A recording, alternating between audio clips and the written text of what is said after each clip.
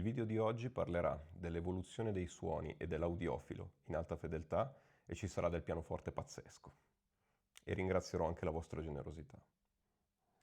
Allora, iniziamo dalla generosità, perché è quella che ha dato il là a questo stesso video, perché uno tra voi ascoltatori è stato talmente gentile, Luca ti ringrazio tanto, dopo aver ricevuto lo spunto sul canale di ascoltare Abdullah Ibrahim e averlo a quanto pare apprezzato molto, dopo aver sentito anche un suo concerto, ha acquistato dei dischi e ha deciso di omaggiarmi di ben 3 album che ha acquistato e che gli sono piaciuti e che sono questi qui. Sono 3 album tra i più recenti della produzione di Abdullah Ibrahim. Spaziano tra il 2019 e il 2023 e sono The Balance, Solitude e Three.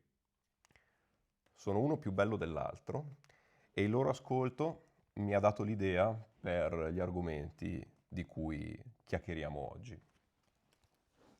Gli argomenti di cui chiacchieriamo oggi vertono su come l'audiofilo si è evoluto nel passare del tempo e i suoni prodotti dai discografici, dagli artisti, si sono evoluti con esso e in che modo. Durante il video metteremo sul piatto uno di questi 3 dischi, in particolare The Balance, e 2 dischi di epoche diverse, molto più antiche nella storia di questo artista, e ascolteremo come il disco più moderno si lascia ascoltare e si lascia riprodurre da un impianto hi-fi in maniera anche molto facile, non dico ruffiana, ma dico facile, e di come invece quelli di una volta fossero degli altri arnesi da maneggiare, specialmente per i nostri poveri impianti ad alta fedeltà. Intanto 2 parole su Abdullah Ibrahim, così introduciamo il grande artista che ci accompagna nel video di oggi. Nasce come Adolf Johannes Brand a Città del Capo in Sudafrica il 9 ottobre del 1934. Sono molto onorato di condividere con lui il giorno del compleanno. Il suo nome d'arte è Dollar Brand, che cambierà successivamente in Abdullah Ibrahim contestualmente alla sua conversione all'Islam nel 1968, cosa che è successa ad esempio anche a Cat Stevens, che oggi conosciamo come Yusuf Islam. Orbene, Abdullah Ibrahim è un jazzista fantastico, un grandioso pianista, e non solo pianista, famoso sia per i suoi lavori pieno solo, sia per i suoi lavori con delle band attorno. In particolare i lavori con le band mi hanno permesso di avvicinarmi non soltanto a lui, ma al jazz stesso, per mano sapiente del caro amico Pietro Pesenti, che oggi non c'è più e a cui, come saprete, ormai devo moltissimo, sia in termini di cultura nell'alta fedeltà che di cultura musicale al di fuori dei generi che già padroneggiavo dalla mia adolescenza. Questo grande artista mi ha reso molto facile avvicinarmi al jazz, grazie specialmente ai suoi lavori con le band, perché questi lavori sono caratterizzati il più delle volte da un sapore etnico e a volte addirittura tribale, estremamente coinvolgente come tipo di jazz, facile da assimilare per un non iniziato. Quindi è da lì che sono arrivato, è da lì che ho cominciato a conoscere Dollar Brand, Abdullah Ibrahim, è da lì che ho cominciato ad aprirmi le porte del jazz. E successivamente ho scoperto anche i suoi tendenzialmente più complicati lavori pieno solo. Estremamente interessanti, estremamente tecnici, estremamente virtuosi e di cui proprio in questo video avremo diversi assaggi. Questo preambolo ci porta al tema del video, al tema di alta fedeltà del video, ovvero come è evoluta nel tempo. Se io metto sul piatto questi ultimi dischi, mi ritrovo delle registrazioni veramente molto valide, ricche agli estremi di banda specialmente, ricche con un basso tondo, accogliente, avvolgente, accomodante, invitante, non saprei come dire, ma probabilmente avete capito, e delle altissime frequenze spazzolate, come direbbero alcuni audiofili, setose. Tutto ciò è magnifico da ascoltare, coccola le orecchie e rappresenta un certo tipo di alta fedeltà che va di moda, è in voga oggi. Ora ascolteremo un brano dell'album The Balance.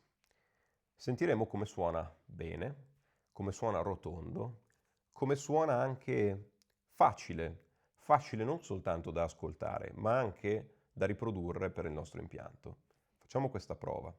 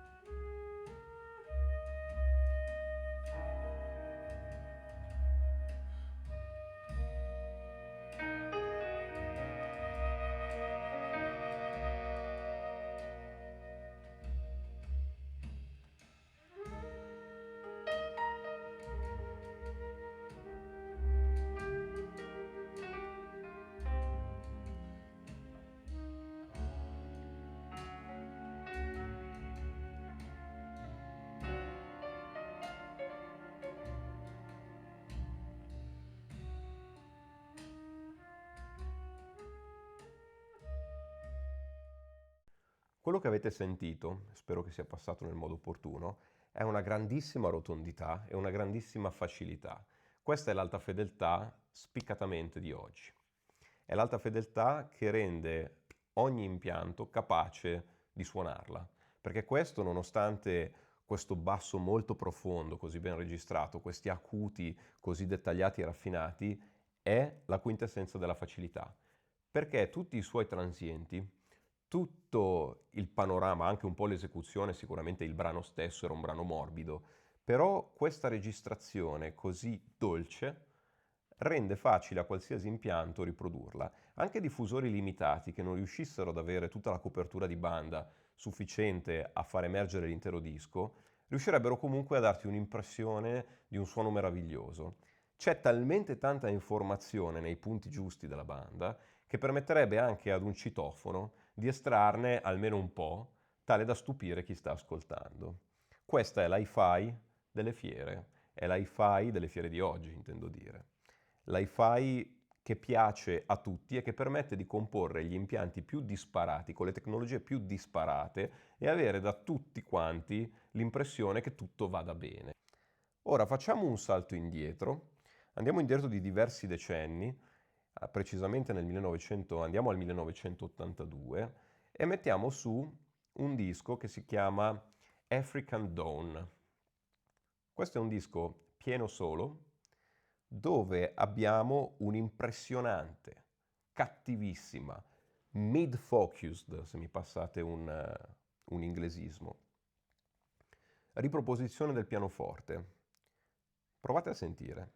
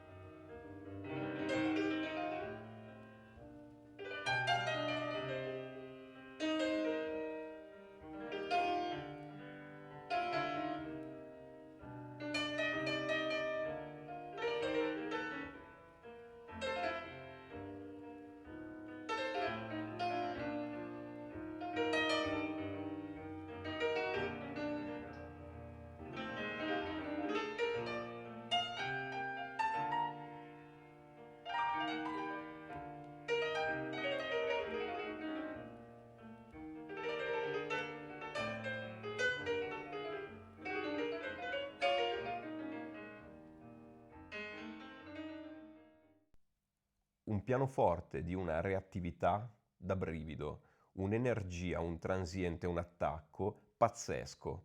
Non c'è tutta quella rotondità, quell'immanenza di uno strumento che sembra enorme, infinito. C'è un pianoforte registrato e riproposto all'ascoltatore da una certa distanza, con una prospettiva ambientale realistica dove difficilmente il pubblico ascolta in bocca alle corde, ma ascolta ad alcuni metri. Ciononostante, pur mettendo nel mezzo questa distanza, c'è un'energia esplosiva, davvero esplosiva, che nell'altro disco non era nemmeno accennata. Uno slancio dinamico, una cattiveria, se mi passate il termine, nel prendere i suoni di questo pianoforte, inusitata. Questa è un'alta fedeltà diversa che presuppone impianti di riproduzione diversi da quella che abbiamo ascoltato prima. Ora facciamo uno step ulteriore e mettiamo un disco di qualche anno ancora precedente, Mannenberg, Is Where It's At.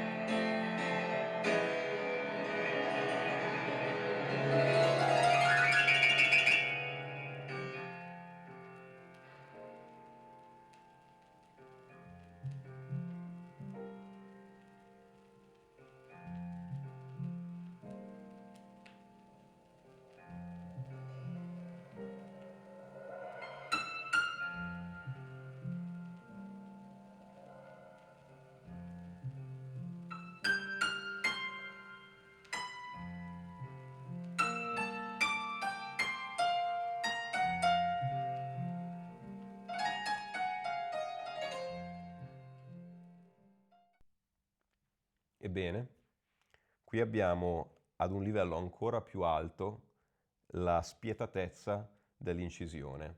Un suono come quello che io riconosco ad Abdullah Ibrahim per la maggior parte delle mie esperienze di ascolto su disco.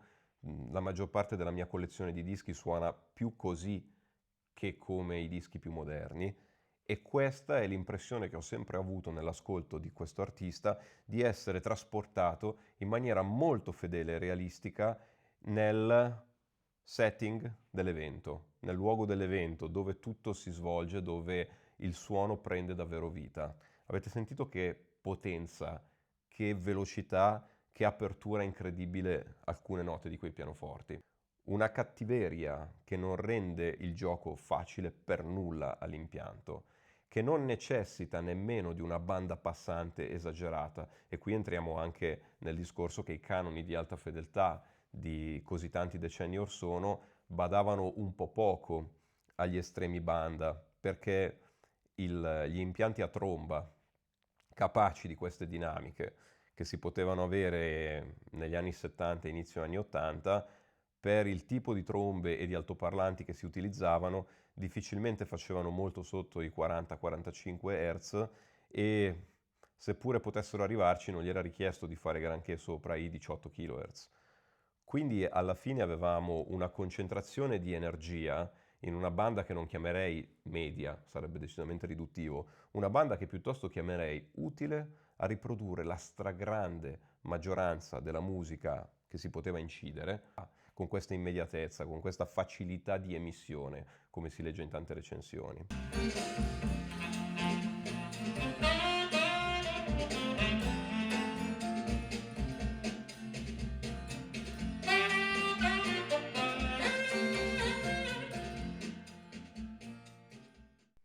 Questo cosa ci dice? Ci dice che l'audiofilo è passato da un'epoca in cui paragonava l'ascolto domestico con l'ascolto dal vivo e cercava in casa la capacità di esplodere nei transienti, senza che tutto si incartasse e crollasse su se stesso. Mentre col passare del tempo, complice anche l'avvento di altre tecnologie, complice il fatto che i salotti sono diventati locali sempre meno ospitali nei confronti dell'alta fedeltà, ridotta sempre più a elettrodomestico, che cosa è successo? Che fondamentalmente abbiamo trovato nella tecnologia e nella miniaturizzazione un sostituto alla grandiosità. Abbiamo trovato il modo di imbellettare una musica più semplice, parlo di incisioni, con strumenti più facili da gestire, da inserire in ambiente e assolutamente non meno costosi, perché l'high-end di oggi è una roba da sceicchi a volte, ma anche quella da sceicchi, lasciando stare le realizzazioni più estreme, più importanti, talvolta ha gli stessi limiti di quella più economica. Ha altre carte, ha delle tecnologie, dei materiali, delle soluzioni che permettono di radiografare l'informazione fino alla sua molecola, o così vorrebbe, ma soffre ancora di gravi difficoltà se cerchiamo di fargli sparare fuori la immanenza, la percussività e il transiente infiammato dei dischi che abbiamo appena ascoltato. E così, per concludere, il nostro excursus musicale di questa sera ci ha portati a vedere dallo stesso artista quante ricette sonore diverse ci possono essere presentate e quante sfide diverse possono presentarsi per i nostri impianti ad alta fedeltà. E dobbiamo porci una domanda. Vogliamo che tutti gli artisti, perché lo stanno facendo in tantissimi, vadano verso questa rotondità e questa facilità, questa piacevolezza un po' artefatta della musica, della riproduzione sonora, oppure ogni tanto vogliamo essere svegliati sulla nostra poltrona dalla dinamica, dal brio e dalla potenza della musica dal vivo. Una volta che ci siamo dati una risposta, però, allora dobbiamo anche mettere in discussione la nostra capacità e la nostra ambizione nel realizzare impianti hi-fi. Grazie per avermi ascoltato anche oggi. Alla prossima.